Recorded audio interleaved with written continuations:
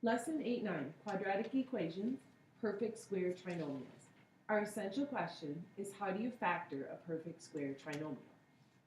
Perfect square trinomials can look two different ways. The first one has all positives, a squared plus 2ab plus b squared. And if you factor that one, it gives you a plus b quantity squared. Then the second one has just one difference, and that's a minus instead of a plus on the middle term. So a squared minus 2ab plus b squared, and that gives you the binomial a minus b squared. We've worked with these in the past. We are just reversing the process. So first I want to show you where these come from. So on my first example, I'm going to use FOIL. Remember, x minus 7 quantity squared means x minus 7 times itself. Squaring something means you multiply it by itself. So I'm going to FOIL this. X times x is x squared. The outside product, x times negative 7, is negative 7x. My inside product, negative 7 times x, is also negative 7x. So you should notice that those outside and inside products are the same. And then my last product, negative 7 times negative 7, is positive 49. So if I add together the two terms in the middle, I get x squared minus 14x plus 49. So this factoring pattern, so remember I said a minus b quantity squared. So now if you compare this to the answer over here, my a value is x, so I've got x squared. So we said that this equaled a squared minus 2ab plus b squared. So squaring the x gives me x squared. That middle term, minus 2ab. Well, if you look at what replaced the a and what replaced the b, they're replaced by the x and the negative 7. So if you multiply together x times negative 7, and then there's two of them, that's where that negative 14x comes in. And then the b was replaced with 7b squared, or 7 squared, 40 done.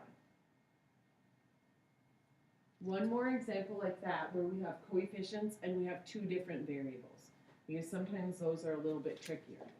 So 5x plus 4y, squaring it means multiplying by itself again. And I'm going to FOIL on this one, or actually I'm going to distribute on this one. So 5x times 5x is 25x squared.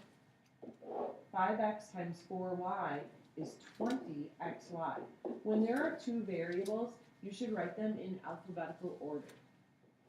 4y times 5x is also 20xy. If you stick with that alphabetical order on both of them, you'll see that they're like terms. It'll be a little less confusing. And then my last product would be 16y squared. So if I add together the two in the middle, 25x squared plus 40xy plus 16y squared. So basically, you are squaring the first term, that's 25x squared, squaring the second term, 16y squared, then you're multiplying these together to get 20xy, and there's two of them, so the middle term is 40xy. Okay, the next example, now we're factoring, so we're looking for the two binomials that would equal x squared plus 6x plus 9. So x squared is a perfect square. It's x times x. 9 is a perfect square. It's 3 times 3. So what I'm expecting to work would be x plus 3 times x plus 3. And if I FOIL that, I get x squared plus 3x plus 3x plus 9 So my middle term is 6x, so that is correct. So I can write this as x plus 3 quantity squared. My next one, because my first term is a perfect square, and my last term is a perfect square again, I am going to see if I can factor this as a perfect square trinomial. So x times x, 10 times 10, and then noticing that there's a minus on my middle term, I'm going to put negatives on both of them. And then I'm going to check x squared minus 10x minus 10x plus 100. So combining these together, I get negative 20x. Perfect.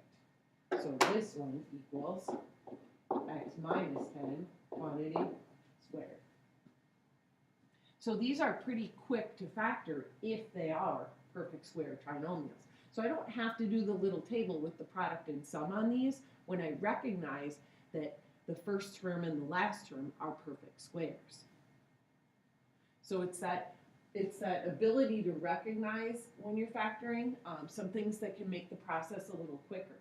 Like on this problem right here, typically because there's a coefficient in front of x squared, you would factor by grouping, and that takes a little while to do.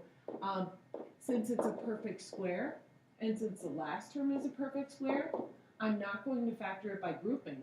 I am going to just check and see if it's a perfect square trinomial first, because I think this is a faster process. So 2x times 2x is 4x squared. 2x times 5 is 10x. 5 times 2x is 10x again. And 5 times 5 is 25. So I can see that if I add together these like terms, I do get the middle term that I need. So this one equals 2x plus 5 quantity squared. If it didn't work out, I would have to factor by grouping on this problem, okay? Same with this next one. If it doesn't work out, I'm going to have to factor by grouping. So 5x times 5x is 25x squared. Y times y is y. I have a minus in the middle, so I'm going to try 5x minus y times 5x minus y and see if it works. So 25x squared minus, that would be 5xy. Then on the inside, negative y times 5x is another negative 5xy. And then a negative times a negative is a positive. So positive y squared. So this does add to give me negative 10xy in the middle. So 5x minus y quantity squared. So again, if you recognize that the first term and the last term, like A and C, that those two parts are perfect squares, you can try to see if it's a difference of squares or perfect square trinomial, okay? If it's not, then you'd have to go back to your old factoring ways where you factor by grouping, you make the little table with the product and the sum. Okay, you should be able to write a summary now, answering your essential question. Make sure you use complete sentences and restate that EQ.